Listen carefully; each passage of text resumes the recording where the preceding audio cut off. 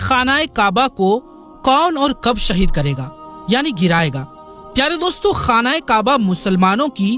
دلوں کی دھڑکن ہے، اور ساری زندگی جو انسان روزانہ 5 بار کعبہ شریف کی طرف رخ کر کے نماز پڑھتا ہو تو اس کا جی کیوں نہیں چاہے گا کہ جس طرف چہرہ کر کے میں نماز پڑھتا ہوں اس کعبے کا دیدار بھی ہو جائے۔ اب آپ ذرا سوچئے کہ کعبہ شریف جو اللہ کا گھر ہے اور جس کی حفاظت کی ذمہ داری بھی خود اللہ تعالیٰ نے لی ہے، اور جس جگہ سے ساری دنیا کے مسلمان بہت محبت کرتے ہوں، اگر کوئی شخص اسے گرا دے تو کیا حالت ہوگی، کیسا لگے گا اور یہ منظر کیسا ہوگا؟ جی ہاں دوستوں، ایسا بھی وقت اس دنیا کو دیکھنا ہے،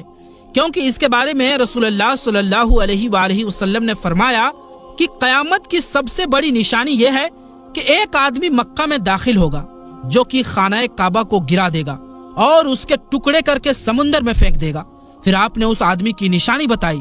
دوستو، اس واقعے کو ڈیٹیل سے بتانے سے پہلے میں آپ کو بتاتا چلوں کہ جب یمن کے بادشاہ ابراہا نے خانہ کعبہ کو گرانے کی کوشش کی تھی تو اس کا انجام کیا ہوا تھا؟ حضور اقدس صلی اللہ علیہ وآلہ وسلم کی پیدائش سے 25 دن پہلے یمن کا بادشاہ ابراہا ہاتھیوں کی فوج لے کر کعبہ شریف کو ڈھانے کے لیے مکہ پر حملہ کرنے چلا تھا۔ اس کا وجہ یہ تھا کہ ابراہا نے یمن کے دارالسلطنت صنعاء میں ایک بہت ہی شاندار اور عالیشان گرجا گھر بنایا، اور یہ کوشش کرنے لگا کہ عرب کے لوگ بجائے خانہ کعبہ کے یمن میں آ کر اس گرجا گھر کا حج کیا کریں۔ جب مکہ والوں کو یہ معلوم ہوا تو قبیلہ کنانا کا ایک شخص غصے کی حالت میں جل بھن کر یمن گیا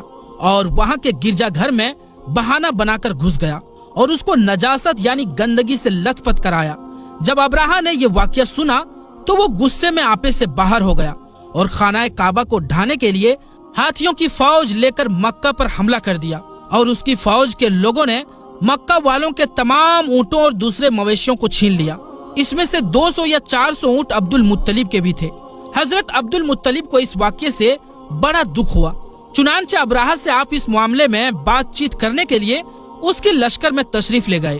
جب ابراہا کو معلوم ہوا کہ قریش کا سردار اس سے ملاقات کے لیے آیا ہے تو اس نے آپ کو اپنے خیمے میں بلایا، اور جب ابراہا نے حضرت عبد المطلب کو دیکھا کہ وہ ایک اونچے قد، روبدار اور بے حد ہی حسین و جمیل آدمی ہیں جن کی پیشانی پر نور جاہو جلال چمک رہا ہے، تو صورت دیکھتے ہی ابراہا سہم گیا اور ترنت ہی تخت شاہی سے اتر کر آپ کی ادب کے لیے کھڑا ہو گیا اور اپنے برابر بٹھا کر پوچھا کہ کہیے سردار قریش، یہاں آپ کی تشریف لانے کا کیا مقصد ہے؟ حضرت عبد المطلب نے جواب دیا کہ ہمارے اونٹ اور بکریاں وغیرہ جو آپ کے لشکر کی سپاہی ہانک کر لائے ہیں، آپ ان سب